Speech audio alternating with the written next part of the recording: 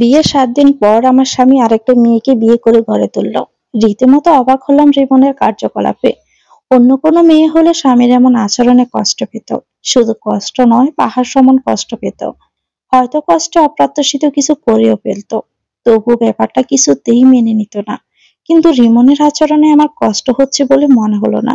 রিমনের নতুন স্ত্রীর নাম হলো সিমি। দেখতে অনেক সুন্দরী, আমার চেয়েও আধুনিকও বটে। তবে আমার মতো উচ্চতায় লম্বা না।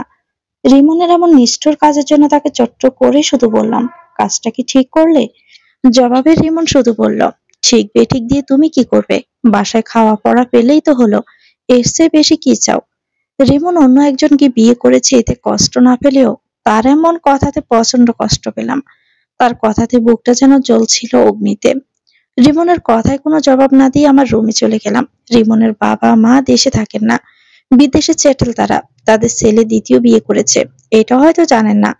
রিমন তার বাবা মায়ের সাথে কথা বলে না, বিশেষ এক কারণে। তার বাবা মা আমার সঙ্গে অনেক আগে থেকে যোগাযোগ রাখতেন। বিয়ের দিন থেকে এই 7 দিন সমস্ত ঘটনা জেনে নিয়েছেন তারা। তবে বিয়ের ব্যাপারটা এখনো বলিনি। বিষয়টা জানাবো কি জানাবো না এটা নিয়ে চিন্তায় পড়ে গেলাম। এক মন বলল জানিয়ে দেই, কিন্তু কি মনে করে যেন আর জানালাম না। আমি অবাক হয়ে যাই রিমনের এত পরিবর্তন হওয়া দেখে। তার সঙ্গে 1.5 বছর ধরে প্রেম চলার পর বিয়ের বন্ধনে আবদ্ধ হলাম। বিয়ের আগে কত স্বপ্ন দেখাতো সে। আমাকে সে সারা জীবনের জন্য আপন করে চায়। আমি ছাড়া কারো জায়গা নেই তার মনে। কত রকমের কথা বলতো। অথচ বিয়ের 7 দিন হতে না হতে সে অন্য কাউকে বিয়ে করে নিল। একজন মানুষ এত সহজে কিভাবে বদলে যায়? কিভাবে এরকম কাজ করতে পারে? এমন নিষ্ঠুরতা কেমনে পারে এত সহজে কষ্ট দিতে? যাকে সে প্রিয়তমা ভাবতো তাকে আর তোয়াক্কাই করছে না। আমার বাহ্যিক অভিব্যক্তি দেখে যে কেউ ভাবে স্বামী দ্বিতীয় বিয়ের জন্য মোটেও কষ্ট পাচ্ছি না। অথচ যদি কেউ আমার বুক ছিঁড়ে দেখতে চায় তাহলে দেখতে পাবে বুকটা পেটে চৌচির হয়ে গেছে। চৈত্র মাসে তীব্র খরায় বমিগুলোতে যেমন ফাটল ধরে, তার চেয়ে বেশি ফাটল এই বুকে। না পারছি সহ্য করতে, না পারছি দুঃখের কথা কারোর নিকট শেয়ার করতে। আমার বাবা মাকে বিষয়টা জানাতে পারছি না, কারণ আমি তাদের সন্তান নই। তাদের অমতে রিমনকে কাজে অফিসে বিয়ে করেছি যে। এখন যদি তাদের বলি রিমন আরেকটা বিয়ে করেছে, তোমরা ব্যবস্থা নাও, এটা শুনলে প্রথমে তারা কান্নাকাটি করবে, তারপর আমাকে ভর্ৎসনা করবে। কিন্তু কিছুতেই হেল্প করবে না আমাকে। আমি যে তাদের কাছে মৃত। কিসের জন্য হেল্প করবে আমাকে? আমি তো তাদের কথাকে অমান্য করেছি। যার সাথে বিয়ে হতে যাচ্ছিল তাকে রেখে রিমনকে বিয়ে করেছি। তবে রিমনের সাথে আমার বিয়েতে মত ছিল ছোট ভাইয়ের। তার কারণে রিমনকে বিয়ে করতে বেশি উৎসাহ পেয়েছিলাম। কিন্তু যে ভাইয়ের সাহায্যে আমার উপকার হয়েছে, রিমনকে বিয়ে করে আমি সুখ না পেতে না পেতেই দুঃখের সাগরে ভেসে বেড়াতে শুরু করেছি। রাতে রান্না করছিলাম রিমন ও তার স্ত্রীর জন্য। রান্না করার সময় এক অন্য মানুষ হয়ে গিয়েছিলাম। অন্যরকম মানুষ না হলেও তো কোনো মেয়ে এমন স্বামী ও সতীনের জন্য রান্না করতো না।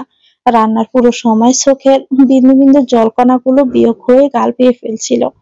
আর রান্না শেষ করে যখন রিমনের কাছে গিয়ে নরম গলায় বললাম, চলো খাবে, প্রতি উত্তরে রিমন চেঁচানো স্বরেই বলল, রেস্টুরেন্ট থেকে খাবার আসছে, অর্ডার করেছি। ওইসবই খাবো আজ রাতে। তুমি তোমার রান্না করা খাবার খেয়ে নাও। সিমি তোমার রান্না খাবে না। আর একটা কথা, তুমি আজকে এই রুমে শোবে। আমি সিমিকে নিয়ে তোমার রুমে থাকবো।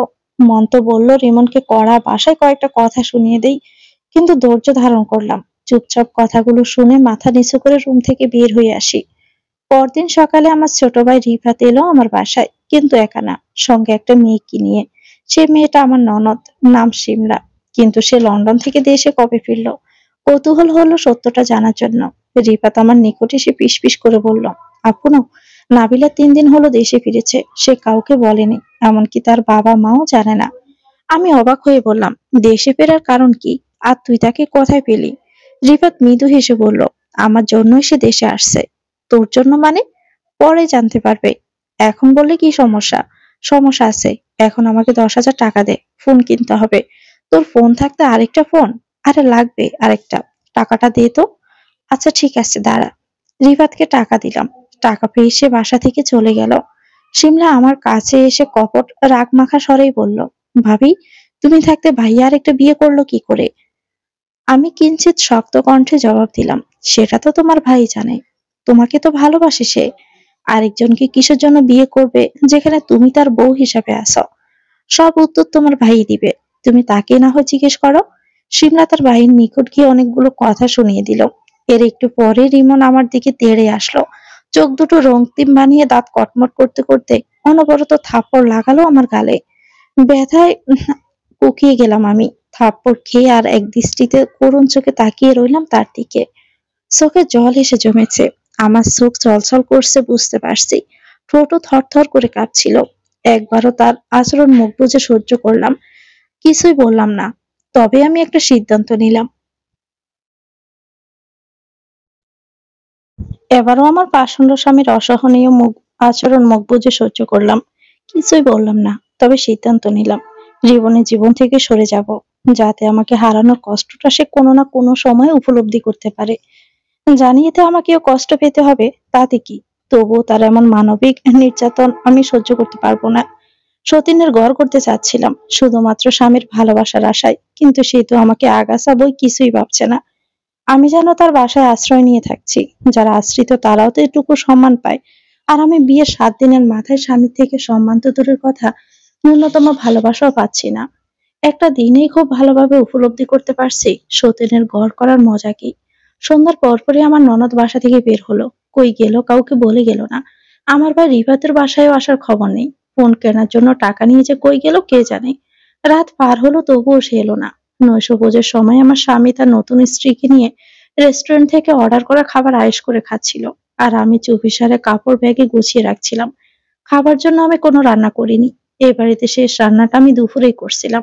এই ঘন কালো অন্ধকারের রাতটা পার হলেই এখান থেকে আর আমার ছায়াকেও কেউ দেখতে পাবে না। ব্যাগে কাপড় তোলা শেষ হলে সেটা খাটের নিচে রেখে দিলাম। এরপর বিছানায় মনমরা হয়ে শুয়ে রইলাম। গভীর রাতের অপেক্ষা করছিলাম কখন রিমন ঘুমিয়ে যাবে, আর তখনই দৃঢ় পায়ে বাসা থেকে বের হয়ে ছুটবো অচেনা গন্তব্যে। আচমকা রিমন আমার রুমে ঢুকলো। তাকে দেখা মাত্র রাগ অভিব্যক্তিতে চেহারায় ঘুরিয়ে নিলাম। বেশ কিছুক্ষণ চুপ থেকে সে দাঁড়িয়ে দাঁড়িয়ে আমাকে দেখলো। দায়ী করে সে বলে উঠলো, রান্না করনি কিসের জন্য? না খেয়ে থেকে মরার চিন্তা ভাবনা করছো নাকি? মরতে চাইলে বাপের বাড়ি গিয়ে মরো, আমার বাসায় কেন? তাড়াতাড়ি ডাইনিং টেবিলের দিকে যাও, খেয়ে আসো। একবারের বেশি খেতে বলবো না, বলার ইচ্ছেও নেই। আমি যেন দেখি টেবিলের উপর রান্না খাবার করা শেষ হয়েছে। কথাটি বলে রিমন রুম থেকে বেরিয়ে গেল। তার কথাতে আমার মনটা যেন প্রশান্তিতে ভরে ওঠার কথা, কিন্তু উল্টো রাগ হলো। সে খাওয়ার কথা এমন ভাবে বলছিল যেন আদেশ করছে। বউকে আদর করে যে কথা বলা যায় সেটা সে ভুলেই গিয়েছে। অন্যায় করেছে সে, আর আমি যেন দোষী হচ্ছি। বাধ্য হয়ে খাবার টেবিলের নিকট গেলাম, কিন্তু খাবারের কোনো চিহ্ন পেলাম না। নিশ্চয়ই আমাকে বোকা বানানো হচ্ছে। সমস্ত খাবার তারা দুজনে খেয়ে শেষ করছে। ডাইনিং টেবিলের নিকট যেতে বলছে যেন অপমানিত হই আমি। আমাকে কষ্ট দিতে রিমন এরকম নিচু মানসিকতার পরিচয় দিল। খাবার টেবিলের উপর খালি পড়ে থাকা প্লেটগুলোর দিকে তাকিয়ে আছি। ওই সময় রেমন আমার কাছাকাছি এসে গম্ভীর গলায় বলল, খাওয়া শেষ করছো? এবার প্লেটগুলো ধুয়ে আনো। রিমনের কথাটা শুনে বড়সড় আঘাত পেলাম। একটা মানুষ এত নির্লজ্জ হয় কি করে? সে এমন করছে কেন আমার সাথে? কি দোষ করেছি আমি? এভাবে কষ্ট দিয়ে সে কি এমন সুখ পাচ্ছে? প্লেটগুলো তার নতুন স্ত্রী ধুতে পারবে না এটা বললেই তো হতো, আমি ধুয়ে দিতাম। আজকে রাতটা না হয় একটু কষ্ট করলাম। খাওয়া নিয়ে মিথ্যাচার করে কি খুব মজা পেল সে? চোখ মুখ রক্তিম বানিয়ে তার দিকে নজর দিলাম। এক দৃষ্টিতে কিছুক্ষণ চেয়ে থেকে প্লেটগুলো নিয়ে ধুতে গেলাম কিচেন রুমে। শুধুমাত্র পানি খেয়ে বিছানায় গায়ে এলিয়ে শুয়ে রইলাম। মন ভরা ভাব ও ক্ষোভ নিয়ে রিমনকে শুধু ভর্ৎসনাই করছিলাম। রাত 12টা পর্যন্ত জেগে রইলাম। ভেবেছিলাম কয়েক ঘন্টা ঘুমিয়ে নিব, কিন্তু ঘুম এলো না কিছুতেই। ঘুম আসবে বা কেমনে? এরকম দুর্দিনে কি কেউ সহজে ঘুমাতে পারে? 12টার পরপরই বিছানা থেকে উঠলাম, দেখার জন্য যে রিমন ঘুমিয়েছে কিনা। তার রুমের দরজার সামনে দাঁড়ালাম। দরজা হালকাভাবে লাগানো ছিল। ধাক্কা দিতে দরজাটা হালকা সরে গেল। এমন রুমের ভিতরে দেখলাম বিছানায় শুধু মেয়েটা ঘুমানো আছে, পাশে রিমন নেই। হয়তো ওয়াশরুমে গেছে। এখনই সময় বাসা থেকে পালানোর। তাড়াহুড়ো করে আমার রুম থেকে ব্যাগটা নিয়ে এলাম এবং ধীর পায়ে বাসা থেকে বের হয়ে গেলাম।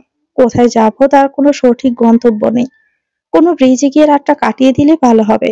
তারপর ভোর হলে সোজা রাঙামাটি চলে যাব। বিষণ্ণ মন ও বিভীষিকাময় অন্তরটা নিয়ে হেঁটে চললাম আমার পছন্দের ব্রিজটার উদ্দেশ্যে। ছোট্ট একটা নদীর উপর দিয়ে ব্রিজ তৈরি করা হয়েছে। মাঝে মধ্যে ব্রিজটার নিকট আসতাম মনটা ফ্রেশ করার জন্য। তবে রিমন কখনোই ব্রিজটাতে আসতে চাইতো না। হাঁটতে হাঁটতে একটা রাস্তায় গিয়ে পৌঁছালাম, যেখানে পুলিশের চেকপোস্ট বসানো হয়েছে। তাদের কাছে পৌঁছাতে নানাবিধ প্রশ্নের সম্মুখীন হলাম। তাকেও মিথ্যে কথা বলে তাকে বললাম আমার নানু হাসপাতালে ভর্তি। তাকে দেখতে এত রাতে বাসা থেকে বের হয়েছি, কিন্তু এত রাতে গাড়ি পাচ্ছিলাম না, তাই হেঁটে হেঁটে যাচ্ছি। মধ্যবয়স্ক একজন পুলিশ উঁচু গলায় বলল, আচ্ছা ঠিক আছে, তুমি এখানে দাঁড়াও, কোনো উবার এদিক দিয়ে গেলে সেটাকে করে তুমি হসপিটালে চলে যেও। আমি নিরুপায় হয়ে দাঁড়িয়ে অপেক্ষা করলাম উবারের জন্য, কিন্তু কোনো উবারে দেখাই পেলাম না। প্রায় 15 মিনিট পর একজন বাইকওয়ালাকে আসতে দেখা গেল। পুলিশ তাকে থামিয়ে বলল, এই মেয়েটাকে নিয়ে যাও, সে যেখানে বাইক থামাতে বলে সেখানেই থামবে, খবরদার উল্টাপাল্টা কিছু করবে না। বাইকওয়ালাও রাজি হলো। ব্যাগটা পিছনে বাঁধা হলো, তারপর বাইকে উঠলাম। বাইকওয়ালাকে বললাম, চলুন, কিছু পথ গেলেই কোথায় যাবো বলছি আপনাকে। কিছু পথ যেতেই বললাম, সামনের ব্রিজটাতে থামবেন, ওখানেই নামবো। তারপর একটু পথ হেঁটে গেলেই হলো। ব্রিজের নিকট গিয়ে পৌঁছালাম। বাইকও থামলো, নেমে পড়লাম, কিন্তু বাইকওয়ালা আমার কাছ থেকে টাকা চেয়ে বসলো। টাকা দিতে গেলে লোকটা আমার হাত চেপে ধরে। হাত ছাড়াতে গেলে লোকটা আরো শক্ত করে ধরলো। প্রচন্ড রাগ হলো লোকটার আচরণে। আমি জোর গলায় বললাম, হাত ছাড়ুন। লোকটা আমার কথা না শুনে উল্টো আরো শক্তভাবে হাতটা চেপে ধরে বলল, ছাড়ার জন্য তো হাত ধরিনি। কথাটা বলে লোকটা আমার শাড়ির আঁচলটা টেনে ধরলো। বুঝতে আর বাকি রইলো না লোকটির মতলব কি। উঁচু গলায় চেঁচাতে লাগলাম। আকস্মিক একজন বাইকওয়ালাকে আসতে দেখা গেল। ওনার মাথায় হেলমেট ছিল। তিনি আমার চিৎকার শুনে বাইকটা থামালেন। তারপর উচ্চস্বরে বললেন, কে ওখানে, কি হচ্ছে? আমি জবাবে বললাম, প্লিজ আমাকে একটু সাহায্য করুন, এই জানোয়ার আমার সাথে অন্যায় আচরণ করতে চাচ্ছে। লোকটি বাইক থেকে নেমে আমার কাছে আসলেন। মাথা থেকে হেলমেট না খুলে শক্ত কণ্ঠে তিনি বদমাশ লোকটাকে উদ্দেশ্য করে বললেন, আরে বদমাশ, তুই এখনো মেয়েটার হাত ধরে আসিস? তোরা এত সাহস কি করে হয়? হাত ছাড়, নাহলে হেলমেট দিয়ে মাথা ফাটিয়ে দিব। লোকটা আমার হাত ছেড়ে দিল। তারপর ভয়ে জুবুথুবু হয়ে বাইক নিয়ে তরতর করে চলে গেল। সাহায্যকারী লোকটি এত বড় উপকার করলো, অথচ তাকে ধন্যবাদ জ্ঞাপন করবে এতটুকু মুখ দিয়ে বের হলো না। লোকটি আমার কথার অপেক্ষায় না থেকে বাইক চালিয়ে চলে গেল। পরে চিন্তায় পড়ে গেলাম। এই ব্রিজটাতে রাত কাটানোর সিদ্ধান্ত নিয়েছিলাম ঠিকই, কিন্তু মাথায় ছিল না যে অমানুষের দল একাকী একটা মেয়েকে দেখলে হায়নার মতো ঝাঁপিয়ে পড়বে শিকারের জন্য। কি করব ভেবে পাচ্ছিলাম না। সিদ্ধান্ত নিলাম বাসায় ফিরে যাব। রাতটা থেকে সকালে রিয়নকে বলেই বাসা থেকে বিদায় নিব। আসমুখাই ব্রিজের উত্তর দিক থেকে কাকে যেন কথা বলতে শুনলাম। লোকটি উঁচু গলায় বলছিল, আমি এখনই আত্মহত্যা করব। তুমি যতই বলো আমি এর বেশি ফিরছি না। আজকে আমি মরবই। এই জীবন আমি বাঁচিয়ে রাখবো না। এই তো আমি এখন ব্রিজের উপর, রেলিং ধরে আছি, ঝাঁপ দিলেই শেষ। লোকটার কথা শুনে বুঝতে পারলাম আত্মহত্যা করতে আসছে। হয়তো বড়সড় আঘাত পেয়ে বেঁচে থাকার আশাই হারিয়ে ফেলেছে। আমি আর দেরি করলাম না। লোকটার কাছে গেলাম। সে ব্রিজের রেলিং এর উপর বসে আছে। কোনো কিছু না ভেবে তার হাতটা ধরলাম। হাতটা ধরতেই লোকটা আমার দিকে চেহারা ঘুরালো। তার মুখে মাস্ক পরা। শহরে করোনা ভাইরাসের প্রভাব বেড়েছে, হয়তো এই জন্য মাস্ক পরেছে। হাত ধরেছেন কেন? হাত ছাড়ুন বলছি। আমি জবাব দিলাম, ছাড়বো না। নেমে আসুন বলছি। আপনি এভাবে মরতে পারেন না। আত্মহত্যা কোনো সমাধান নয়। লোকটি আমার কথা শুনে রেলিং থেকে নেমে উঁচু গলায় বলল, আমি আত্মহত্যা করব কি করব না এটা আপনি বলার কে? হাত ছাড়ুন। কিন্তু আমি তার হাত ছাড়লাম না। উনি ফের রেলিং এর উপর উঠতে গেলে জোর গলায় বললাম, না এমনটা করবেন না প্লিজ। কিন্তু উনি আমার কথাই শুনছিল না। আমি তাকে আটকানোর চেষ্টা করছিলাম। হঠাৎই সে আমাকে থাপ্পড় মারলো। মুখ থেকে মাস্কটা খুলে আরো একটা থাপ্পড় মারলো। অন্ধকার সত্ত্বেও আমি তাকে চিনতে পারলাম। সে অন্য কেউ নয়, আমার স্বামী। তার দিকে হতভম্বের মতো চোখে তাকালাম। রিমন ক্ষিপ্ত স্বরে বলল, তোমার এত বড় সাহস হলো কেমনে আমার বাড়ি ছাড়ার? এত সাহস কই পেলে? তোমাকে এখন কি করতে মন চাচ্ছে জানো? চোখের কোণে পানি জমলো। কান্না মিশ্রিত কণ্ঠে বললাম, তো কি করব? আপনার বাসায় একটা মুহূর্ত কাটানো মানে নরকে কাটিয়ে দেওয়া। আমি পারবো না আপনার সাথে থাকতে। রিমন আমাকে জড়িয়ে ধরলো। নিচের স্বরে বলল, প্লিজ এমন করো না। আমি তোমাকে অনেক ভালোবাসি। জানি তোমার সাথে ওরকম ব্যবহার করা ঠিক হয়নি, কিন্তু কেন ওরকম ব্যবহার করলাম তুমি সেটা জানলে আমাকে আর দোষ দিবে না। এখন বাড়ি চলো। তোমাকে প্রমিস করছি আর ওরকম করবো না। এই কানে ধরছি। রিমনের কথায় আমার পাথর মন গলে গেল। তার কথাগুলোকে কেন যেন বিশ্বাস করলাম। সিদ্ধান্ত নিলাম তার সঙ্গে বাসায় যাব। শেষবারের মতো তাকে সুযোগ দেওয়া যায়। দেখি সে কেমন আচরণ করে এবার। বাসায় গিয়ে পৌঁছালাম। ড্রয়িং রুমে পা রাখতে দেখি রিপাত ও শিমলা একে অপরকে জড়িয়ে ধরে সোফায় বসে আছে। শিমলার পরনে বিয়ের শাড়ি। স্তম্ভিত হলাম দুজনকে এভাবে দেখে। অবাকে শেষ প্রান্তে পৌঁছালাম শিমলাকে শাড়িতে দেখে। তাও কিনা বিয়ের শাড়ি। রিমন প্রায় সময় বলতো, আমার বোন শাড়ি পছন্দ করে না। তাকে কত অনুরোধ করতাম শাড়ি পরার জন্য, কিছুতেই পরতো না। অথচ সে মেয়ে আজ বাহারি রঙের শাড়ি পরেছে। আমার ছোট ভাই রিফাত আমাদেরকে দেখে শিমলাকে ছেড়ে দিল। বয়ার্ত চোখে তাকিয়ে আছে। রিমনের দিকে লক্ষ্য করে দেখি সে রাগে চোখ মুখ রক্তিম বানিয়ে ফেলেছে। ধাই করে শিমলাকে শক্ত কণ্ঠে জিজ্ঞেস করলাম, শিমলা, এসবের মানে কি বলতো? শিমলা নড়ে চড়ে বসলো।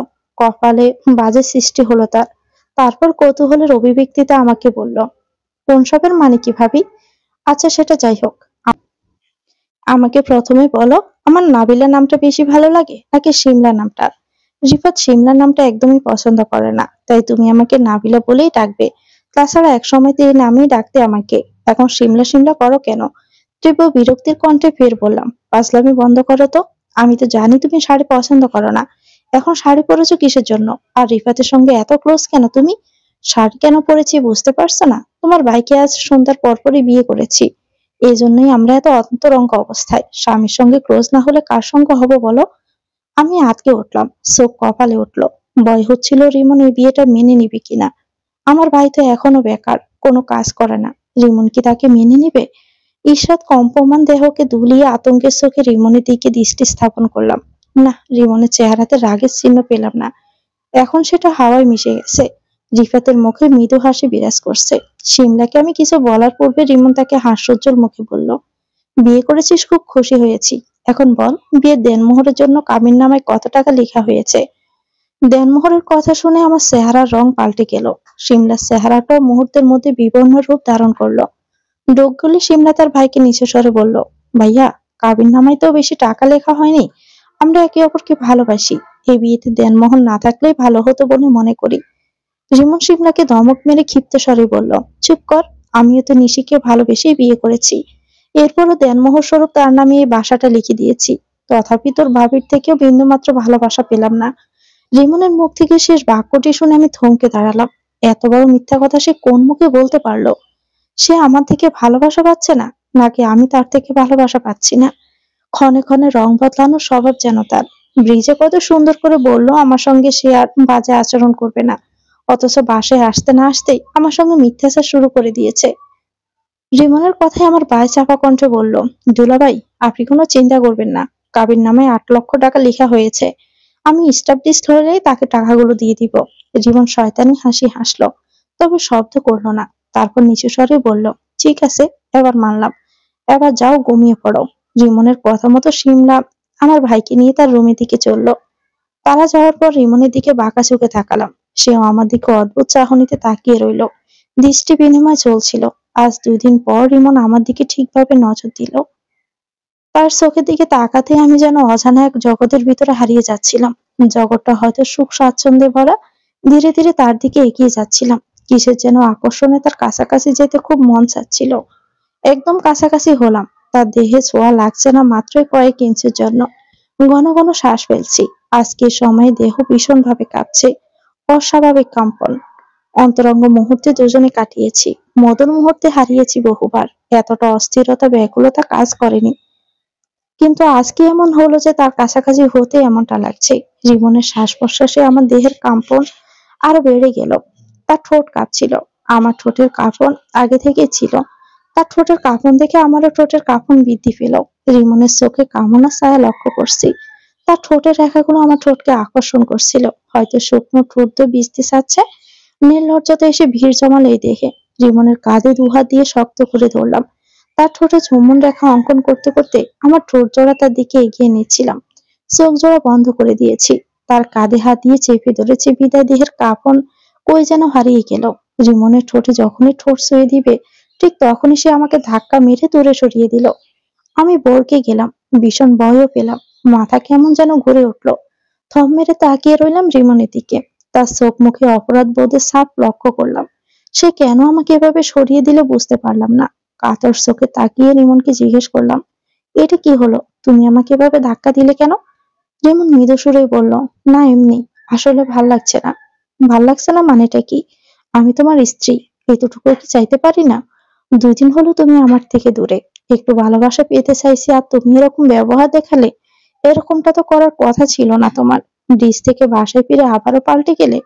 যেমন বিরক্তের গলায় বলল, সেরকম কিছু না, থাকো তুমি, আমি গেলাম। আমার খুব ঘুম পেয়েছে, সকালে কথা হবে। রিমনের হাতটা শক্ত করে ধরলাম। রাগে গজগজ করতে করতে জোরালো কণ্ঠে বললাম, সকালে কথা হবে মানে? আমি এখনই কথা বলবো। তোমার চোখে ঘুম এলে ঘুম কেড়ে নিব, তারপর ফের কথা বলা শুরু করব। আজকে আমি তোমাকে ছাড়ছি না। রিমন তাচ্ছিল্যের হাসি হেসে ক্ষীণ স্বরে বলল, দুঃখিত নিশি, সেটা হচ্ছে না। আমাকে সিমির সাথে থাকতে হবে, অন্যথায় সে রেগে যাবে। রাগ কি আমি দেখাতে জানি না? তুমি খুব ভালো করেই জানো আমি রেগে গেলে কি করতে পারি। হাসি পাচ্ছে।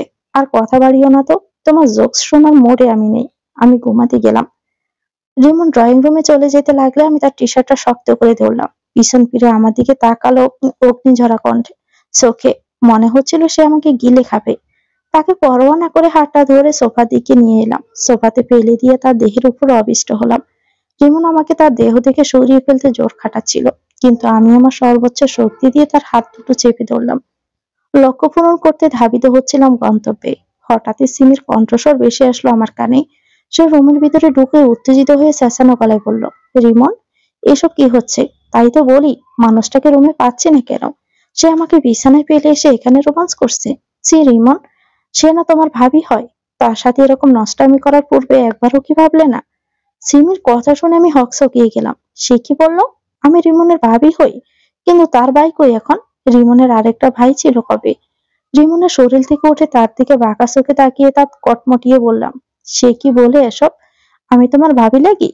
সিমি ফাঁস থেকে বলে উঠলো, দুঃখিত ভাবি, ওর ব্যবহারে রাগ করবেন না। সে একটু দুষ্ট আছে।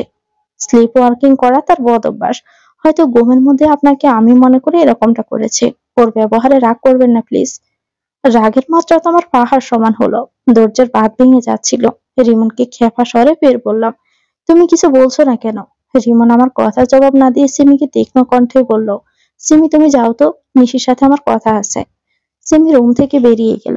বাহ, এ তো দেখি লক্ষ্মী বউ। স্বামী হুকুম করা মাত্র এসে চলে গেল। এত স্বামী ভক্তি, ভালো তো। সিমি চলে যেতে রিমনকে তীক্ষ্ণ করে বললাম, এবার সবের মানে কি? আমি তোমার ভাবি হই? আর কত নাটক করবে? রিমন জোরালো কণ্ঠে বলল, হ্যাঁ, তাকে তোমার সম্পর্কে বলেছি যে তুমি আমার ভাবি। এটা না বললে সে কি এ বাসায় আসতো? এসবের মানে কি? আমাকে স্ত্রী হিসেবে পরিচয় দিলে কি এমন সমস্যা হতো? ও বুঝতে পারছি, সব মেয়ে তো আমার মতো নয় যে সহজে সতীনের ঘর করতে রাজি হয়ে যাবে। তাকে যদি বলতাম তুমি আমার প্রথম স্ত্রী, তবে আমি শেষ হয়ে যেতাম। শেষ হয়ে যেতে মানে? সেটা পরে জানতে পারবে। আমাকে ছাড়ো এবার, ঘুমাতে দাও। ঘুমাবে? না করছে কে? ঘুমাও, সমস্যা নেই তো। আমার সঙ্গে রুমে চলো, ঘুমাই একসাথে। কিছুতেই না। এবার সত্যি সত্যি কিন্তু মার খাবে। তবুও পারবো না। রিমনের হাত ধরে টানতে টানতে আমার রুমের দিকে নিয়ে যাচ্ছিলাম। সে আবার জোরে খাটাচ্ছে না, যে কারণে সহজে তাকে রুমের ভিতরে নিয়ে যেতে পারলাম। রুমে ঢুকতে তাকে ছেড়ে দিয়ে দরজাটা ধপাস করে বন্ধ করে দিলাম। রিমন নিজে থেকে বিছানায় চলে গেল, গা এলিয়ে শুয়ে পড়লো। আমি তার পাশে শুয়ে পড়লাম। তার গায়ে হাত দিতে সে শিকারীর চোখে তাকিয়ে প্রচন্ড রাগের সহিত তীর্যক কণ্ঠে বলল, থাপ্পড় ছিনো? খবরদার, এভাবে টাচ করলে এরপর ভুলেও আমার গায়ে হাত দিবা না। তোমার কথা মতো শুনতে রাজি হলাম এই করে।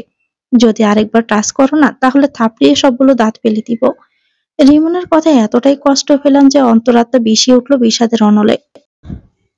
খুব করে কাঁদতে মন চাচ্ছিল, গলা ছেড়ে হাউমাউ করে কান্না করতে মন চাচ্ছিল, কিন্তু কার জন্য কাঁদবো? এমন নিষ্ঠুর মানুষের জন্য কষ্ট পেয়ে আঁখি জল জড়ানোর মানে নিজের সাথে অন্যায় করা। সে আমার চোখের ভাষাই তো বুঝতে পারে না। সেখানে আমার চোখের পানির মূল্যই বা দিবে কি? চোখ ছলছল করছিল। টলমল চোখ থেকে দৃঢ় বেগে শীতল অশ্রু স্রোত দ্বারা দৃঢ় বেগে গড়িয়ে পড়ছিল। চোখে আমার নয়নের অশ্রু সজল দৃশ্যায়িত না হয়, বিছানাতে আর শুয়ে থাকতে পারলাম না। দমটা আটকে আসছে। প্রকম্পিত বুকটাতে কষ্ট চেপে রেখে বিছানা থেকে উঠলাম। রুম থেকেও বের হয়ে গেলাম। বাহির থেকে রুমটা বন্ধ করে দিলাম, যাতে রিমন রুম থেকে বের হতে না পারে। লক্ষ্য তেলের বোতল খুঁজে বের করা। মনের সাথে সওদা করে নিয়েছি। এবার সত্যি সত্যি কিছু একটা করে ফেলবো। গায়ে পেট্রোল তেল ঢেলে লাইটার দিয়ে আগুন ধরিয়ে নিজেকে শেষ করে দিব। এটা ছাড়া তো আর উপায় দেখছি না। কিন্তু পেট্রোল তো কিচেন রুমে নেই, পেট্রোলের টব স্টোর রুমে রাখা আছে। হঠাৎ করে অবচেতন মন বলে উঠলো, নিজেকে আগুনে পুড়িয়ে মারবো কিনা, এটা নিয়ে গভীরভাবে ভাবতে হবে। হুট করে আত্মহত্যা করলে নিজেরই ক্ষতি। ভাবনায় ডুবে গেলাম। অনেকক্ষণ ধরে ভেবে সিদ্ধান্ত নিলাম আত্মহত্যা করব না। সে মানুষটির জন্য জীবন শেষ করে দেওয়ার কোনো মানেই হয় না। যে মানুষটা আমাকে মূল্যায়ন করে না। আমি মারা গেলে আমার স্বামী খুব বেশি হলে 10টা দিন কাটবে। এরপর ঠিকই আমাকে ভুলে তার নতুন স্ত্রীকে সঙ্গে নিয়ে সুখময় জীবন উপভোগ করবে। আর আমাকে জ্বলতে হবে জাহান্নামের আগুনে। এখন মাথা ঠিক নেই। অতিরিক্ত রাগে মেয়েদের মাথা ঠিক থাকে না। স্বামীর সঙ্গে ঝগড়ায় মেজাজ গরম হয়ে গেলে দুষ্ট শয়তান কুবুদ্ধি দিয়ে যায় আত্মহত্যার জন্য। এজন্যই বেশিরভাগ মেয়েরা স্বামীর সঙ্গে ঝগড়া লাগলেই বলে ফাঁস খাবো, বিষ দিব। অনেক মেয়ে তো রাগকে নিয়ন্ত্রণে রাখতে না পেরে হারপিক খেয়েও মারা যায়। রিমনের আচরণে আমার শুধু রাগই হচ্ছে না, রাগে পুরো দেহের চামড়া খামচে তুলে ফেলতে ইচ্ছে করছে। তীব্র রাগের কারণে সিদ্ধান্ত নিয়েছিলাম আত্মহত্যা করব, কিন্তু মনের সঙ্গে আলাপচারিতার জন্য ভাবনায় ডুব দিয়ে এই সিদ্ধান্তে উপনীত হলাম যে রাগ কমানোর পর যেটা সিদ্ধান্ত হয় সেটাই করব। রাগ কমানোর একমাত্র উপায় হলো রান্নাঘরে গিয়ে বিরিয়ানি রান্না করা। রিমন বিরিয়ানি পছন্দ করে না বিধায় বিরিয়ানি রাঁধতে ভয় লাগে। এখন তো তার সাথে ভালো সম্পর্ক চলমান নেই। আমার নিজের জন্য বিরিয়ানি রাঁধলে তার কোনো বাধা পাওয়ার কথা নয়। বিরিয়ানি খেতে পারলে রাগটা কমে যাবে আমার। এরপর আমি সুষ্ঠু মাথায় সিদ্ধান্ত নিতে পারবো। বিরিয়ানি রান্নার জন্য যাবতীয় মশলা ও যাবতীয় উপাদান রেডি করলাম। ফ্রিজ থেকে গরুর গোশত বের করে রান্না শুরু করে দিলাম। প্রায় 25 মিনিটের মধ্যে বিরিয়ানি রান্না হয়ে গেল। রান্না করতে করতে কখন যে মাথা থেকে রিমনের প্রতি রাগটা উঠে গেছে নিজেও জানি না। আত্মহত্যার কথাও স্মৃতি থেকে বিলীন। রিমনকে সঙ্গে নিয়ে বিরিয়ানি খাওয়ার ইচ্ছে জাগছিল, কিন্তু হাতারামটা বিরিয়ানি পছন্দই করে না। দুটো প্লেটে বিরিয়ানি ভর্তি করলাম। কয়েকটা টমেটো কেটে প্লেটের উপর সাজিয়ে রেখে খেতে পারলে ভালো হতো। এজন্য দুটো টমেটো ফ্রিজ থেকে বের করলাম। একটা টমেটো কেটে এক প্লেটে রাখলাম, অন্য প্লেটের জন্য আরেকটা টমেটো কাটতে লাগলাম। কিন্তু আচমকাই ধারালো চাকুর অগ্রভাগ আঙ্গুলে এত জোরে চাপ লাগলো যে কেটে যেন ভাগ হয়ে গেল। ব্যথা চিৎকার করে উঠলাম। এমন ভাবে যন্ত্রণা করতে লাগলো, মনে হচ্ছিল একটু পরে অজ্ঞান হয়ে যাব। যন্ত্রণার অতিমাত্রা মন বলছিল আঙ্গুলটা হাতের সঙ্গে না থাকলেই ভালো হতো। আমার চিৎকার শুনে রিমন দৌড়ে কিচেন রুমে এসে ঢুকলো। রুমে ঢুকিয়ে আমাকে দেখা মাত্রই ঘাবড়ানো চোখে তাকায়। আমার নিকট এসে উদ্বিগ্ন ভাব নিয়ে চিন্তা মাখা কণ্ঠে বলল, এটা কি করলে? আঙ্গুল তো পুরাটাই কেটে ফেলেছ। ইস, দেখে শুনে কাজ করতে পারো না। আর কিচেন রুমে কি করো এত রাতে? রিমনের এমন দরদ মাখা কথা শুনে কাটা আঙ্গুলের ব্যথাটা যেন বেড়ে গেল। কিচেন রুমে কি করে কথাটা শুনে তার উপর নতুন করে রাগের সৃষ্টি হলো। সারা রাত না খেয়ে আসি, অথচ কেমন অবিবেচকের মতো কথা বললো এত রাতে কিচেন রুমে কি করি। রিমনের কথার কোনো জবাব না দিয়ে ব্যথায় কাতরাচ্ছিলাম। আচমকাই সে আমার আঙ্গুলটা তার মুখের ভিতর প্রবেশ করিয়ে নিয়ে চুষতে লাগলো। কিরকম এক বিশ্রী পরিস্থিতিতে পড়লাম। গা গুলি আসছিল। বিব্রতিকর অবস্থা। তার চেহারার দিকে তাকালাম ভূত দেখার মতো করে। রিমন চুষিয়ে যাচ্ছে কাটা আঙ্গুলটা। ব্যথার মাত্রা ক্রমশই কমে যাচ্ছে। আমার চোখের পাতা আপনা আপনি বন্ধ হয়ে গেছে। আমার চোখে মুখে সুখের অভিব্যক্তি নিশ্চয় রিমন ধরতে পারছে। তাই চোখের পাতা খুলে তার দিকে দৃষ্টিপাত করলাম। তাকে আঙ্গুল চোষা দেখে আবার হাসির উদয় হলো। হাসি থামাতে আর পারলাম না। একগাল হাসি হেসে আড়ষ্ট কণ্ঠে বললাম, হয়েছে, আর দরকার নেই। এটা বলতে রিমন আমার আঙ্গুলটা তার মুখের ভিতর থেকে বের করে মৃদু স্বরে বলল, একটু ধৈর্য ধরো, আমি বায়োডিনও তুলে নিয়ে আসছি। দেখবি ঠিক হয়ে যাবে, আর কোনো সমস্যা হবে না। রিমন আঙ্গুল বাঁধার জন্য কাপড়, বায়োডিন, স্যাভলন ও তুলা সঙ্গে করে নিয়ে আসলো। বায়োটিন দিয়ে আঙ্গুলটা পরিষ্কার করা হলো। তারপর তুলার স্যাভলন ভিজিয়ে দিল। তারপর আঙ্গুলটাতে সে তুলা লাগিয়ে কাপড় দিয়ে বেঁধে ফেললো। আঙ্গুল বাঁধার পরপরই রিমন স্বস্তির একটা নিঃশ্বাস ফেললো। এরপর বিরিয়ানির প্লেটের দিকে লোভাতো চোখে তাকিয়ে উল্লসিত কণ্ঠে বলল, নিশি, তুমি বিরিয়ানি রান্না করছো, আগে বলবে না? ইস, দেখা মাত্র জিভে জল এসে গেল। গ্রানই বুঝতে পারছি, দারুণ মজা হবে খেতে। রিমনের কথায় আমি হকচকিয়ে উঠলাম। বেবাচাকা খেয়ে তার চেহারা বরাবর নজর দিলাম। সে বিরিয়ানির প্রতি হঠাৎ করে আকৃষ্ট হলো কেন? সে তো বিরিয়ানির নাম শুনলেই রেগে যেত। আজ এমন পরিবর্তন কেন? নিশ্চয়ই এর পিছনে কোনো রহস্য রয়েছে। রিমন বিরিয়ানির প্লেটটা নিয়ে মুখে তৃপ্তির হাসি এনে ক্ষুধার্ত বাঘের মতো চিবিয়ে চিবিয়ে খাচ্ছিল। তার খাওয়া দেখে আমার ক্ষুধার মাত্রা যেন বেড়ে গেল। অপর প্লেটটা থেকে বিরিয়ানি খেতে যাব, ঠিক তখনই রিমন আমার হাতটা চেপে ধরলো। ভাবলাম খেতে নিষেধ করবে। তার মুখ বিরিয়ানি দিয়ে পূর্ণ থাকার কথা বলতে পারছিল না। তাই স্যুপ থেকে সে আমার হাতে বিরিয়ানি নিয়ে আমার মুখে তুলে দিল। আমি বিস্মিত হয়ে গেলাম। মুগ্ধতা ভরা চোখ দিয়ে তাকে দেখতে লাগলাম। রিমনের ক্ষণিক সময়ের ভালোবাসার ফলশ্রুতিতে সুখের অশ্রু সজল চোখের কোণে বের করলো। আমি তো আনন্দ অশ্রু আজীবন বিয়ে করতে চাই, কিন্তু রিমন কি আমাকে সে সুযোগ দিবে? সে তো ক্ষণে ক্ষণে রং পাল্টাচ্ছে। এই মুহূর্তে সে আমার প্রতি ভালোবাসা দেখালেও যখন তখন আবার বদলে যেতে পারে। রিমন আমার মুখে বিরিয়ানি তুলে খাওয়াচ্ছিল। আমি বেজা চোখেও তৃপ্তি সহকারে বিরিয়ানি খাচ্ছিলাম। আমি প্লেটগুলো দিয়ে রুমের থেকে বের হলাম। আমার শোয়ার রুমে ঢুকতে দেখি রিমন বিছানায় শুয়ে আছে। তার মানে সে সিমির কাছে যাবে না। বুঝতে পারছি তার মনে আমার প্রতি ভালোবাসা জেগে উঠেছে। যতই অবহেলা করুক ভালোবাসা ঠিকই নাড়া দিয়ে ওঠে তার মনে। প্রশান্ত মনে পা টিপে টিপে খাটের দিকে গেলাম। পর মুহূর্তে রিমনের পাশে শুয়ে পড়লাম। কিছুই বললাম না তাকে, একদম নীরব রইলাম। রিমন আমাকে অবাক করে দিয়ে জড়িয়ে ধরে মৃদু স্বরে বলল, রাত্র তো শেষের দিকে, এই কয়েক ঘন্টা তোমাকে জড়িয়ে ধরে ঘুমিয়ে কাটাবো, ঠিক আছে? আজ এর বেশি এগোনো ঠিক হবে না, যেহেতু বাসায় তোমার সতীনও অবস্থান করছে, যদিও সে এখন গভীর ঘুমে।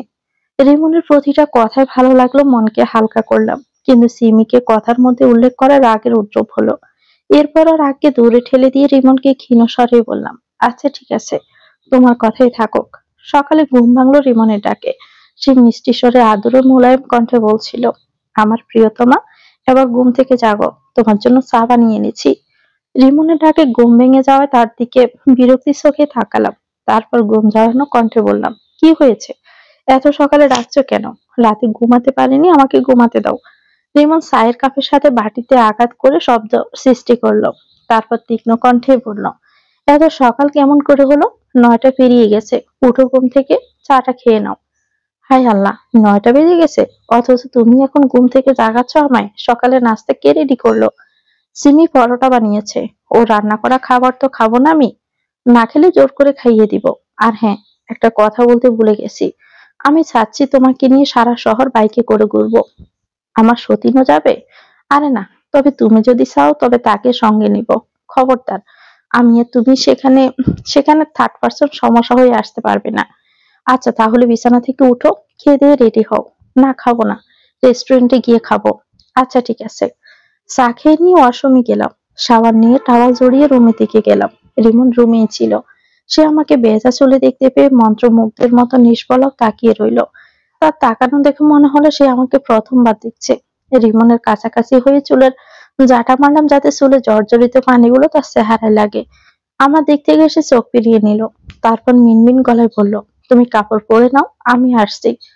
রিমনকে কৃত্রিম রাগ দেখিয়ে বললাম, আর কিছুক্ষণ থাকলে তোমার চোখ তুলে ফেলতাম। নিজের বউকে এরকম লোভাতুর চোখে দেখতে নেই, বুঝছেন বেজা বিড়াল? রিমন যেন লজ্জাবতীর মতো চুপসে গেল আমার কথায়। মেয়েদের মতো লজ্জা ভাব নিয়ে রুম থেকে তরতর করে বেরিয়ে গেল। রিমনের পছন্দ নীল রং, তবে সে নীল রঙের শাড়িতে আমাকে পছন্দ করে না।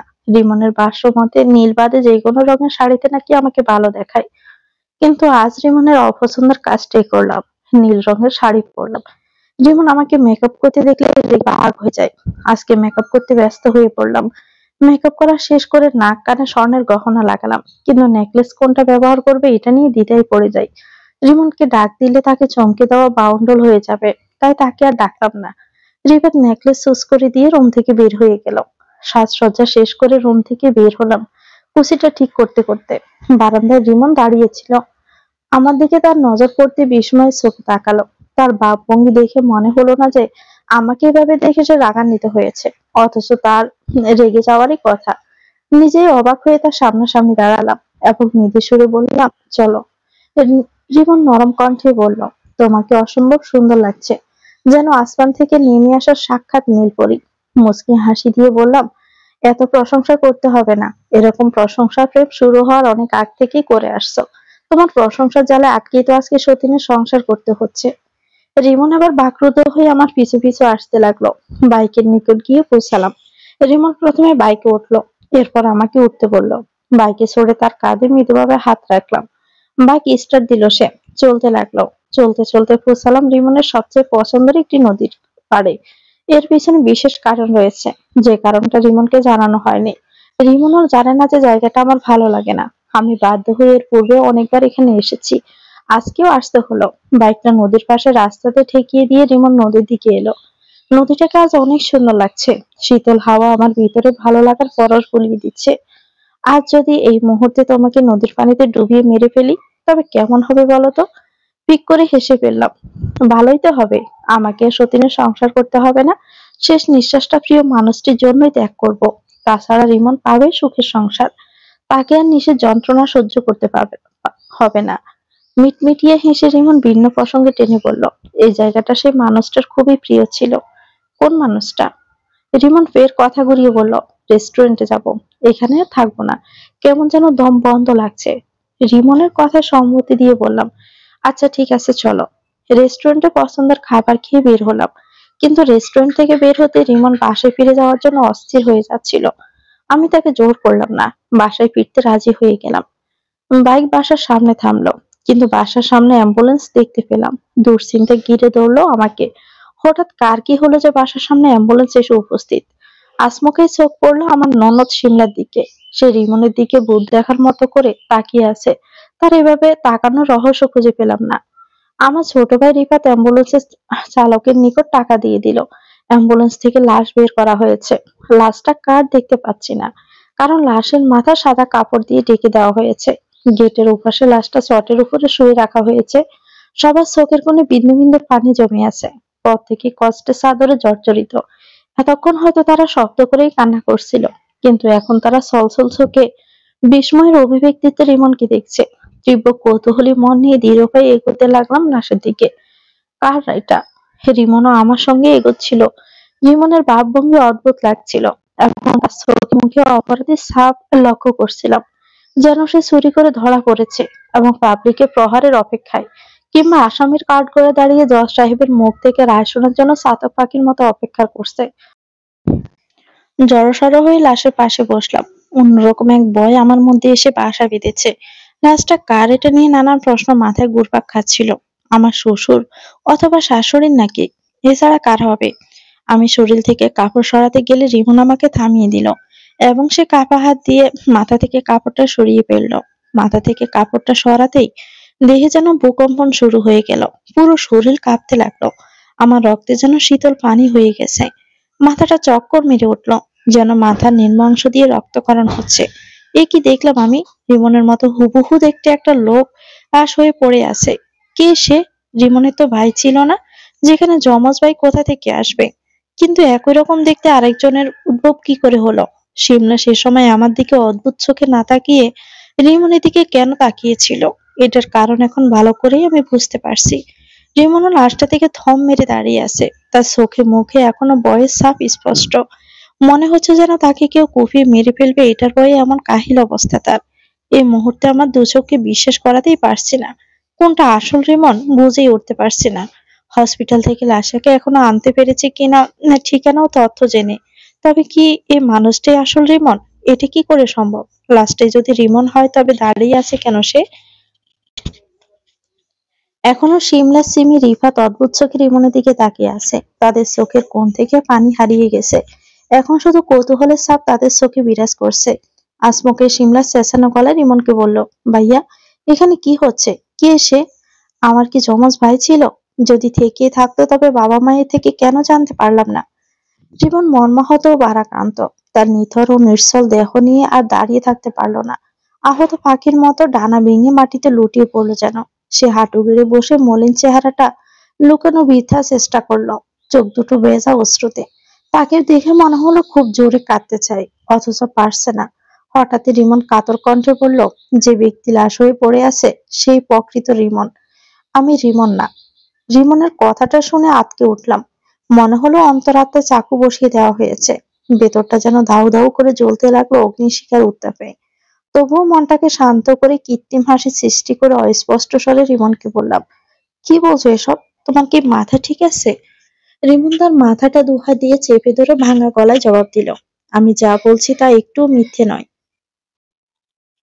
শিমলা বলে উঠল, এটি কি করে বিশ্বাস করবো আমরা? আমি জানি আমার ভাই তার স্ত্রীকে নিয়ে বেড়াতে গেছে, এবং সে বাসাতেও ফিরল স্ত্রীকে সঙ্গে নিয়েই। এতে প্রমাণিত হয় যে লাশ হয়ে আসা লোকটা আমার ভাই রিমন নয়। রিমন আগের চেয়ে কণ্ঠটা ভারী করে জোর দিয়ে কথাটা বলল, আমি রিমন না। আমি কিছুতেই রিমন না। আমার নাম হচ্ছে অর্ণব। যে লাশ হয়ে পড়ে আছে সে রিমন। একই কথা কতবার বলবো? রিমন আমার প্রাণপ্রিয় বন্ধু ছিল। দুজনের পরিচয় হয়েছিল আজ থেকে 3 বছর পূর্বে। আমরা প্রথমবার একে অপরকে দেখে ভড়কে গিয়েছিলাম। স্টেডিয়ামের গ্যালারিতে বসা ছিলাম আমি। খেলা চলাকালীন আকস্মিক ভাবে রিমনের দিকে আমার চোখ পড়ে। আমি তার দিকে এগিয়ে যাই। তারপর তার সঙ্গে ওই সময় অনেক কথা হয় আমার। নিজের চোখকে সেদিন প্রথমবারের মতো মিথ্যে বলে মনে হয়েছিল।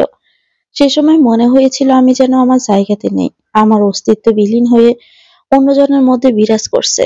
যখন রিমনের কাছে গিয়ে দাঁড়ালাম, সেও অবাক চোখে আমার দিকে অপলকে তাকিয়েছিল। আশ্চর্য হয়েছিলাম আমরা। আমরা যমজ ভাই নই, এরপরও কি করে দেখতে একই রকম হলাম একমাত্র আল্লাহ তাআলাই ভালো জানেন। ওই দিনের পর থেকে আমরা বন্ধু হয়ে যাই, ধীরে ধীরে খুবই ক্লোজ হয়ে যাই। বড় আশ্চর্যের কথা যে নীলিমা নামের আমার স্ত্রী ছিল, যে কিনা দেখতে হুবহু নিশির মতো।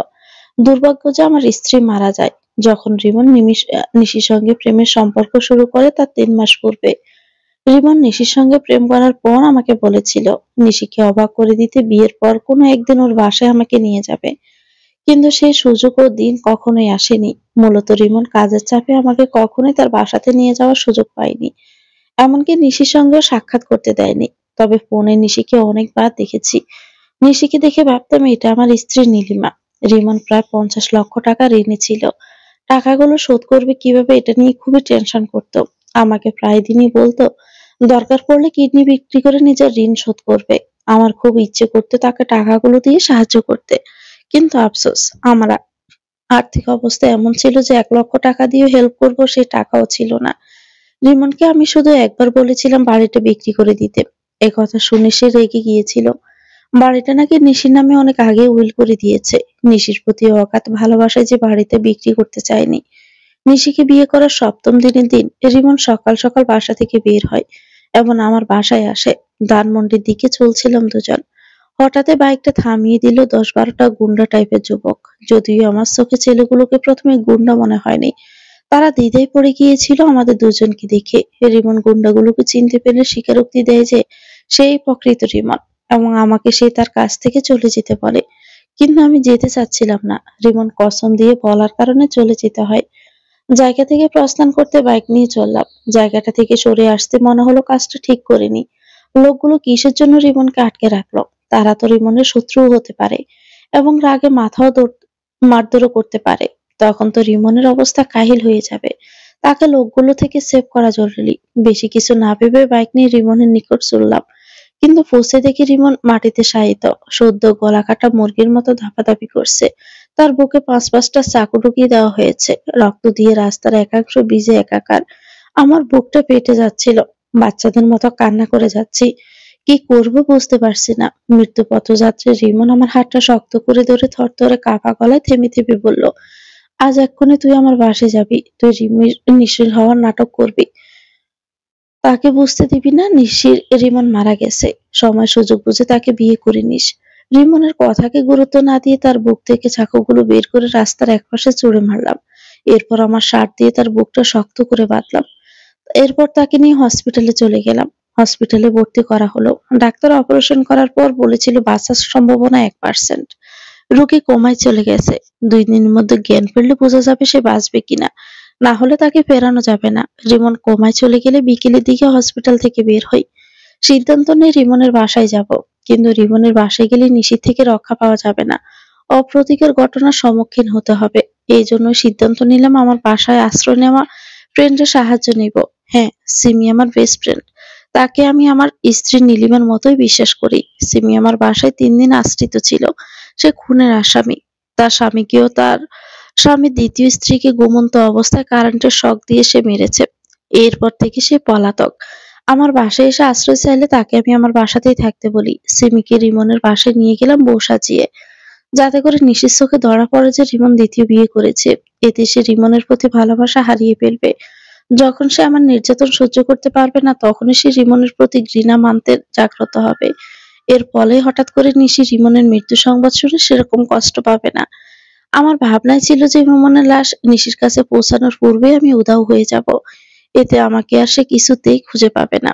আমার দায়িত্ব শেষ হবে। কিন্তু ঘটনা আমার প্ল্যান মোতাবেক চলল না। আজকে ঠিকই সত্যিটা উন্মোচন হলো। শব্দ শুনলে, নিশি তুমি আমাকে মাফ করে দাও। আমি রিমনের জন্যই এত সব করেছি। যদিও আমার কাজ করার ধরনটা ঠিক ছিল না। রিমনের বন্ধুর স্বীকারোক্তি শুনতে শুনতে আমার পুরো শরীর নিথর হয়ে গেছে। চোখে দুধার দিয়ে অজস্র নোনা জল ঝরতে ঝরতে দু চোখ অল্পতেই যেন পাথর হয়ে গেছে। এমন দিন আসবে কখনোই কল্পনা করিনি। আপনজনকে হারানোর কষ্ট যে কি, কতটা কষ্টে সেটা আজ ভালোভাবে উপলব্ধি করতে পারছি। দম নিতে পারছি না। বেঁচে আছি কেমনে সেটাও ঠাওর করতে পারছি না। আমার পৃথিবীটা ফাঁকা, একদমই ফাঁকা। কেউ নেই আমার পাশে। যেন অন্ধকারে নিমজ্জিত আমি। হাজারো ডাকার পরও রিমন আজ আর আমার ডাক শুনতে পাবে না। মানুষটা এভাবে আমাকে চলে যাবে জানতে পারলে তাকে ওই দিনই বাসা থেকে বের করতে হতে দিতাম না। রিমনের মৃত্যু সংবাদে তার বাবা মাকে দেওয়া হয়েছে। তারা জরুরি ভিত্তিতে দেশে আসার সিদ্ধান্ত নেয়। শুধু তাদের জন্যই রিমনকে 48 ঘন্টা পর কবরস্থ করা হয়। রিমনের বাবা মা ছেলের মৃত্যুকে মেনে নিতে পারছে না। তাদের অবস্থা মুমূর্ষু রোগীর মতো। কথাও বলছে না কারো সাথে। চোখের পানি শুকিয়ে গেছে কাঁদতে কাঁদতে। কাতর চোখে দৃশ্যমান। মুখ এতটুকু হয়ে গেছে। তাদের মলিন চেহারার দিকে তাকাতেই আমার দমটা বন্ধ হয়ে আসছে। আমারও চোখের পানি সেই তখন থেকে অবিরাম ধারায় জোরেই চলছে। এখনো জ্বরছে। দুঃখ যেন কিনে নিয়েছি আমি। দুঃখ বিলাসের খাতায় নাম লিখে নিয়েছি যেন। সারাটা জীবন দুঃখের সাগরে তরঙ্গ হয়ে একুল ওকুল স্থানান্তরিত হতে হবে। আমার বুকের মাঝে যে পরিমাণ দুঃখের আগুন ধাউ ধাউ করে জ্বলছে সেটা দুনিয়ার কোনো পানিতেই নিবে না। রিমনকে কতটা ভালোবাসি সেটা সেদিনে উপলব্ধি করতে পেরেছিলাম। রিমন দ্বিতীয় বিয়ে করেনি, এমনকি ওটা রিমনও ছিল না। এরপর অত তাকে রিমনই ভেবেছিলাম। সে দ্বিতীয় বিয়ে করেছে জানার পরও তার প্রতি রাগ হয়েছিল। তবে কেন তাকে ছেড়ে যাওয়ার ইচ্ছে জাগেনি। তার বাজে আচরণে উল্টাপাল্টা সিদ্ধান্ত নিলেও একসময় তার কাছে ফিরে এসেছিলাম। এসবই আসলে তার প্রতি অগাধ ভালোবাসার কারণে। আর আজ সব সত্যি প্রকাশিত হয়ে গেল। রিমন যে আমাকে পাগলের মতো ভালোবাসতো সেটা আবারও প্রমাণ পেলাম। এই বাড়িটা বিক্রি করে দিলে রিমনকে আজ জীবন দিতে হতো না। আমাকে বিধবা হতে হতো না। চোখের জলও ঝরতো না। অথচ সে আমাকে ভালোবাসতে বিদায় বাড়িটা বিক্রি করেনি। আমার নামে লিখে দেওয়া বাড়িটা বিক্রি করে দিলে আমি কষ্ট পেতাম, থাকার জায়গা পেতাম না। এটা ভেবে রিমন বাড়িটা বিক্রি করেনি। কিন্তু সে নিশিকে বুঝতেই পারেনি। সে হয়তো জানতোই না যে আমার নিকট তার সে অর্থ সম্পদ কোনো ক্রমে বড় নয়। আমি যদি রিমনের ঋণের ব্যাপারটা একবারও জানতে পারতাম তাহলে কখনোই এই বাড়িটা বিক্রি নিয়ে দ্বিতীয়বার ভাবতে হতো না। যে কোনো ভাবে বাড়িটা বিক্রি করে রিমনের ঋণ শোধ করতে পারতাম। 3 দিন পর আমার শ্বশুর শাশুড়ি আবার লন্ডনে চলে গেল। যাওয়ার আগে শাশুড়ি আম্মা আমাকে বলে গেল, একাকী জীবন কাটানো খুবই কষ্টের মা। তোমার যদি মনে হয় নিঃসঙ্গতায় নিজেকে তিলি তিলি শেষ করে দিবে তবে বিয়ে করো না। আর যদি মনে হয় এক মুঠো সুখ নিয়ে বাকিটা জীবন কাটাবে তবে বিয়ে করে নিও। তবে বিয়ে করার পূর্বে মানুষটাকে যাচাই বাছাই করে নিবে। অর্ণবকে আমার নিজের ছেলে বলেই মনে হয়। এও মনে হয় যে রিমন মরেনি, সে অর্ণবের মাঝেই বেঁচে আছে। তাকে আমি নিজের ছেলে হিসেবে স্বীকৃতি দিয়েছি। রিমনের বাবাও স্বীকৃতি দিয়েছে। আমাদের দুজনের ইচ্ছে তার সাথে তোমার বিয়ে হোক। কিন্তু এখনই না, তুমি সময় নাও। অর্ণবের সম্পর্কে জানো, তাকে ভালো করে চিনো। তারপর অর্ণবকে ব্যাপারটা বলিনি। 3 মাস পর আবারও দেশে আসবো। সেই সময় অর্ণবকে বিষয়টা খুলে বলবো। শাশুড়ি আমার কথাগুলো চুপ হয়ে শুধু শুনছিলাম। তার কথায় হ্যাঁ না কিছুই জবাব দিতে পারিনি। তবে এটা সত্য যে আমার মনেও প্রশ্নের সৃষ্টি করে যে সত্যি কি রিমন মারা গেছে। আমার মন তো বলে রিমন জীবিত আছে এবং সে অর্ণবের মাঝে বিরাজ করছে। হয়তো অর্ণব ব্যাপারটাকে ধোঁয়াশায় পরিণত করছে। অর্ণব নিজেকে রিমন হিসেবে পরিচয় না দিয়ে অর্ণব হিসেবে পরিচয় দিচ্ছে বিশেষ কোনো কারণে। আর সেই কারণটা আমার অজানা। তবে এও প্রশ্ন জাগে যে যদি রিমন মারা না গিয়ে থাকে তাহলে যে মরেছে সে কে? সে কি অর্ণব? আর অর্ণবই কি রিমন? এত সব প্রশ্ন মাথার ভিতর ঘুরপাক খাওয়ার পর মনেতে আসে রিমনের ভালো লাগা মন্দ লাগা বিষয়গুলো। রিমন নীল শাড়ি পছন্দ করতো না, অথচ সেদিন আমি নীল শাড়ি পরে তার সামনে হাজির হয়েছিলাম। এদেশে রাগের বদলে খুশি হয়েছিল। আমাকে নীল শাড়িতে দেখে মুগ্ধ হয়েছিল। সে যদি রিমনই হতো তাহলে আমাকে দেখে মুগ্ধ হতো না। আমাকে মেকআপ করতে দেখলে রিমন বেজায় রেগে যেত। অথচ সেদিন মেকআপ করা হলে অর্ণব রাগের তো দূরের কথা উল্টো আমাকে দেখেছিল মন্ত্রমুগ্ধর মতো তাকিয়ে। রিমন বিরিয়ানিও অপছন্দ করত। খাওয়া তো দূর, নামটা শুনলেই রেগে যেত। অথচ অর্ণব বিরিয়ানি তৃপ্তি সহকারে খেয়েছিল। অর্ণব যদি রিমনই হতো তাহলে রিমনের অপছন্দের বিষয়গুলো পছন্দ করতো না। পৃথিবী থেকে অনেক দূরে চলে গেছে রিমন, যেখানে অন্য কারো যাওয়ার কোনো রাস্তা নেই। একটা রাস্তা থাকলেও রিমনের সন্ধান মিলবে বলে কেউ নিশ্চয়তা দিতে পারবে না। চকমকে রোদ সুশীতল হাওয়া আমার হৃদয়কে আন্দোলিত করছে, কিন্তু বুকের ভিতরে চাপা কষ্টটা পিষিয়ে মারছিল ক্ষণে ক্ষণে। যে কারণে প্রকৃতির সৌন্দর্যে কিছুটা ভালো লাগা সুখ প্রাপ্ত হলেও রিমনকে হারানোর সীমাহীন কষ্টগুলো যাবতীয় সুখকে ধূলিসাৎ করে দিচ্ছিল। রিমন গাঢ় নীল আকাশের চকচকে রোদ ও শীতল হাওয়া খুব ভালোবাসতো। সে বেঁচে থাকলে হয়তো আজকের এই মুহূর্তটা উপভোগ করত। দুজনে মিলে দারুণ একটা মুহূর্ত কাটিয়ে দিতে পারতাম।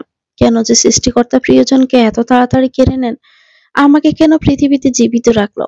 তাকে ছাড়া একাকী জীবন পার করা কত যে কষ্টের সেটা সৃষ্টিকর্তা জানে। প্রতিটি মুহূর্তে মনে হয় নিজেকে শেষ করে দেই। আমার মৃত্যুর পর এমন জবাবদিহি করতে পারে যে কিসের জন্য আত্মহত্যা করলাম, কেন কোনো জবাব দিতে পারবো না। এই কারণেই এখনো জ্যান্ত লাশ হয়ে আমি বেঁচে আছি। মৃত্যুর পূর্ব পর্যন্ত এভাবেই বাঁচতে হবে বিধবার বেশে। মলিন চেহারা ও বিষণ্ণ মন নিয়ে ছাদের এক কোণে দাঁড়িয়ে নীল আকাশটা দেখছিলাম। আচমকাই অর্ণব মৃদুভাবে কেশে উঠল। সে কখন যে ছাদে এসেছে বুঝতে পারিনি। হঠাৎই অর্ণব নিচু আওয়াজে বলল, নিশি, আমি চলে যাচ্ছি। আজকের পর হয়তো তোমার সাথে দেখা হবে না। আমি চাই তুমি সবসময় ভালো থাকো, হাসি খুশিতে থাকো। যে চলে গেছে তার জন্য নিজেকে শেষ করে দিও না। সবাইকে মৃত্যুর স্বাদ নিতে হবে, এটা তো কারো ক্ষমতার মধ্যে নেই যে যতদিন ইচ্ছে বেঁচে থাকতে পারবো। রিমনের সময়সীমা ওই পর্যন্তই ছিল, যার ফলে তাকে দুনিয়ায় ছাড়তে হয়েছে। তোমার জন্য ভালো হবে তাকে স্মরণ করে কষ্ট না পাওয়া, বরং অন্য কাউকে জীবন সঙ্গী হিসাবে গ্রহণ করে জীবনটাকে আলোকিত করা। এতে তুমি ভালো থাকবে। অর্ণবের সবগুলো কথা শুনলাম, তবে তাকে গুরুত্ব দিলাম না। প্রসঙ্গ পাল্টাতে তাকে মৃদু স্বরে বললাম, আপনি সত্যি চলে যাবেন? অর্ণব স্মিত হেসে জবাব দিল, হ্যাঁ, যেতেই হবে। আমি যদি বলি ব্যবসার চিন্তা আপাতত বাদ দিতে হবে, তখন কি জবাব দিবেন? তুমি সেটা বলবে না ভালো করে জানি। আমি বলবো, অবশ্যই বলবো। আপনি আমার বাসায় অন্তত একটা মাস থাকবেন। এরপর যেখানে যাওয়ার ইচ্ছে সেখানেই যাবেন। তাহলে তো না খেয়ে আমাকে থাকতে হবে। ধরলাম তোমার বাসায় একটা মাস থেকে গেলাম, কিন্তু খাবো কি? তোমার সংসারই বা চলবে কেমনে? শ্বশুর আবার 5 লক্ষ টাকা দিয়ে গেছেন। রিমনের সাথে তাদের বেশ কয়েক বছর হলো কথা হতো না। যা হতো আমার সাথেই। তারা জানতো না যে রিমন ঋণে আটকে আছে। যদি জানতো তবে আমার অ্যাকাউন্টে টাকা পাঠিয়ে দিত। দুর্ভাগ্য যে রিমনের ঋণের ব্যাপারে আমার শ্বশুর কিছুই জানতো না। শ্বশুর শাশুড়িকে বলতেও পারেনি। ফলে টাকার অভাবে মানুষটাকে অমানুষদের হাতে মরতে হলো। আচ্ছা, আমি 1 মাস তোমার বাসায় থাকবো, তবে শর্ত আছে। সব শর্তে রাজি। কিন্তু সিমিও কি থাকবে? না, সে আজ চলে যাবে। পুলিশের নিকট ধরা দেবে। কি বলেন? এতদিন ধরে পালিয়েছিল কেন? সেটা সেই জানে। আমাকে সব খুলে বলেনি। তুমি চাইলে জেনে নিতে পারো। হ্যাঁ, জেনে নিব। তার আগে বলুন, রিমনকে নির্মমভাবে হত্যা করা হলো, এটার মামলা দায়ের করা কি হয়েছে? না, রিমন নিষেধ করেছিল। কেন? এটার কারণ তো আমি জানি না, কিন্তু আমি চাই মামলা হোক। পুলিশ কি মামলা নিবে এখন? কেন নিবে না? লাশকে কবরস্থ করা হয়েছে, সমস্ত প্রমাণাদি বিলুপ্ত। আমাকে তো সাক্ষী হিসাবে কিছুতেই গ্রহণ করবে না, ভাববে আমি রিমন। হসপিটালে ডাক্তাররা অবাক হয়ে গিয়েছিল আমাদের দুজনকে দেখে। পুলিশরা তো বিশ্বাসই করবে না আমি রিমন নই। আচ্ছা, একটা কথা বলুন তো, খুন হওয়া কোনো ভিকটিমকে হসপিটালে নেওয়া হলে ততক্ষণ পর্যন্ত অপারেশন থিয়েটারে নেওয়া হয় না, যতক্ষণ না থানায় মামলা দায়ের করা হয়। তবে কি হত্যাকারীদের নামে মামলা করার আগে রিমনকে অপারেশন থিয়েটারে ঢুকানো হয়েছিল? হ্যাঁ, কারণ আমি মিথ্যে বলেছিলাম যে রিমন আত্মহত্যা করছে। এটা ছাড়া উপায় ছিল না। একটু দেরি হলে সে তখনই মারা যেত। আজকে আপনার কথাগুলো বিশ্বাসযোগ্য হচ্ছে না। আপনি কি যেন লুকানোর চেষ্টা করছেন? সত্যি করে বলুন তো, আপনি কি সত্যি রিমনের বন্ধু হন? রিমন থম মেরে গেল। তারপর হাসতে হাসতে বলল, এমন প্রশ্ন মাথায় আসছে কেন তোমার? আমি রিমনের বন্ধু না হলে তার সম্পর্কে এত কিছু কিভাবে জানলাম? অর্ণবের দিকে সন্দেহ চোখে তাকিয়ে ভ্রুতে ভাঁজ ফেলে গম্ভীর গলায় বললাম, তাও ঠিক বলছেন। আচ্ছা, আপনি কি জানতেন জীবন বিরিয়ানি পছন্দ করতো না? না তো, এসব তো কখনো বলেনি।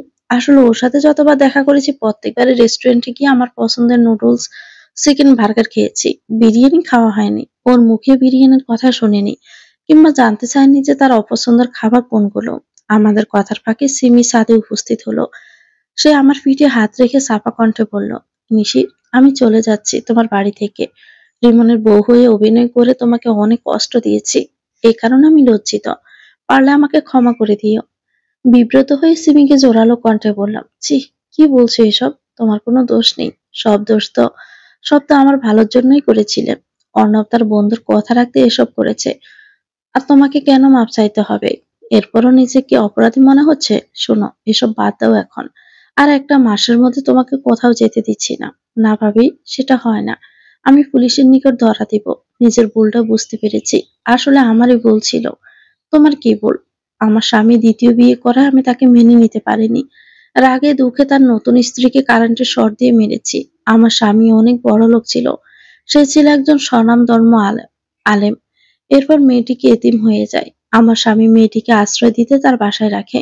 কিন্তু লোকজন নানান কথায় বলায় তিনি বাধ্য হয়ে মেয়েটিকে বিয়ে করে। কিন্তু আমি কিছুতেই তার বিয়েটা মেনে নিতে পারিনি। তখনই সুষ্ঠু মাথায় এটাও চিন্তা করে দেখিনি যে মেয়েটাকে মাথা গোঁজা ঠাঁই দিলেই তাকে বিয়ে করেছিল। সিমির কথা শুনে অর্ণব হঠাৎ করে বলে উঠল, আজকে এমন উপলব্ধি কেন হলো? সিমি অপরাধী স্বরে বলে দিল, অর্ণব, তোমার সঙ্গে এই বাসায় আসছে দুটো কারণে। নিজেকে পুলিশের হাত থেকে বাঁচাতে এবং তোমার কাজটা ঠিকভাবে করতে। তুমি বলেছিলে আমাকে তোমার দ্বিতীয় স্ত্রীর চরিত্রে অভিনয় করতে হবে। নিশি তোমার প্রথম স্ত্রী। তাকে আমি তোমার ভাবির চোখে দেখব এবং তোমার সমস্ত কথা মেনে চলবো। কিন্তু অভিনয় করতে করতে আমার মনে হলো আমি নিশির থেকে অনেক কিছু শিখেছি। কারণ নিশিকে তুমি তার স্বামী হিসেবে এত অবহেলা করতে আর মারধরও করতে, এরপরও সে তোমার কাছে ফিরে আসতো। নিশির মধ্যে স্বামীর প্রতি অগাধ ভালোবাসা বজায় ছিল বলেই স্বামীর এত সব ভুলগুলোকে উপেক্ষা করে বারবার ফিরে আসছিল। স্বামীকে আপন করে নেওয়ার আশা বারবারই মানতে ছিল। আমার স্বামী তো একটা মেয়ে জীবন রক্ষার্থে বিয়ে করেছিল, তবু তাকে গ্রহণ করিনি। এমনকি পৃথিবীতে বাঁচিয়ে রাখারও সুযোগ দেইনি। আমি পারতাম তার সঙ্গে বৈবাহিক সম্পর্ক ছিন্ন করতে, সেটাও করিনি। পশু হয়ে তাকে, শুধু তাকে নয়, নিরপরাধ মেয়েটিকেও। অন্যদিকে নিশিকে তার স্বামী এত সব অত্যাচার করেছে যেন সে বারবার তার স্বামীর নিকটে ফিরে আসছিল। এত সব উপলব্ধি কখনোই হতো না যদি নিশির সঙ্গে দেখা না হতো। উম, আমি জঘন্য পাপী। আমার শাস্তি হওয়া দরকার, অন্যথায় শাস্তি না হলে সমাজে অপরাধ বেড়ে যাবে। সিমি আমার বাসা থেকে বিদায় নিল। পরদিন আমার ভাই রিফাত শিমলাকে নিয়ে বাসা থেকে চলে গেল। রিফাত একটা ছোটখাটো জব পেয়েছে, পাশাপাশি শিমলা আউটসোর্সিং এর কাজ করছে। তাদের সংসার ভালোই চলছে।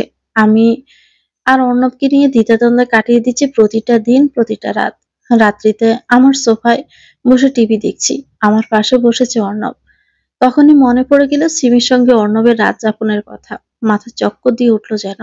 কৌতূহলী মন জাগার আগ্রহ প্রকাশ করছিল যেন অর্ণব কি সিমির সঙ্গে ওই দিন রাত্রে একই বেডে ঘুমিয়েছিল। সত্যিটা জানতে অর্ণবকে উৎসুক কণ্ঠে বললাম, অর্ণব, আপনাকে একটা কথা বলবো, আশা করি সঠিক উত্তর দিবেন। অর্ণব ক্ষীণস্বরে বলবো, হ্যাঁ, কি প্রশ্ন করো। সিমি রুমে তো পুরো এক রাত ও অর্ধেক রাত কাটিয়েছেন। আমি জানতে চাচ্ছি আপনারা কি একই বেডে ঘুমিয়েছেন? অর্ণব হকচকিয়ে উঠে আমতা আমতা করে বলল, তোমাকে কে বলল যে আমি তার রুমে ঘুমিয়েছিলাম? ব্রু কুঁচকে বললাম, আপনিই তো বলেছিলেন। আপনি ছাড়া আর কে বলবে? মিথ্যে বলেছিলাম। আমি প্রথম রাতটা গেস্ট রুমেই কাটিয়েছি। দ্বিতীয় রাতের অর্ধেক রাতটাও সেই রুমে ছিলাম। এরপর তো তোমার সঙ্গে কয়েক ঘন্টা ছিলাম। সেটা মনে করতে লজ্জা পাই আমি। যদিও তুমি দেখতে হুবহু আমার স্ত্রীর মতো, তাকে সেভাবে জড়িয়ে ধরে রাত পার করেছি। যেদিন রাত্রে তুমি ব্রিজে গিয়েছিলে সেদিন আমি ভালো করে বুঝতে পেরেছিলাম যে তুমি বাসা থেকে পালানোর প্ল্যান আসছো। সেটা টের পেয়েছিলাম তোমার ব্যাগে কাপড় গোছানো দেখে। তুমি ওই রাত্রে সিমির রুমে উকি দিয়েছিলে যে আমি ঘুমিয়েছি কিনা, কিন্তু তুমি তখন সিমির পাশে আমাকে দেখোনি। দেখবে কিভাবে? আমি তো সিমির রুমেই ছিলাম না, ছিলাম গেস্ট রুমে। আচ্ছা, বিশ্বাস করলাম আপনি সিমির রুমে কাটাননি, তবে একটা কথা বলুন তো, আমি তো সেই রাত্রে বাহির থেকে আমার রুমের দরজা বন্ধ করে দিয়েছিলাম। আমার রুমে আপনি শুয়েছিলেন, দরজা বন্ধ করেছিলাম যাতে দরজা খুলে বাহিরে আসতে না পারেন এবং আমি সহজে আত্মহত্যা করতে পারি। কিন্তু আপনি আমার হাতের আঙ্গুল কাটার পর চিৎকার শুনে কেমনে দরজা ভেদ করে বাহির হলেন? তো ভিউয়ার্স, গল্পটির নাম হচ্ছে দুঃখ বিলাস। এটা গল্পের প্রথম অংশ, পরবর্তী অংশে শেষ করে দেওয়া হবে। পরবর্তী অংশ পেতে চ্যানেলটিকে সাবস্ক্রাইব করে আমাদের সাথেই থাকবেন। আল্লাহ হাফেজ, আসসালামু আলাইকুম।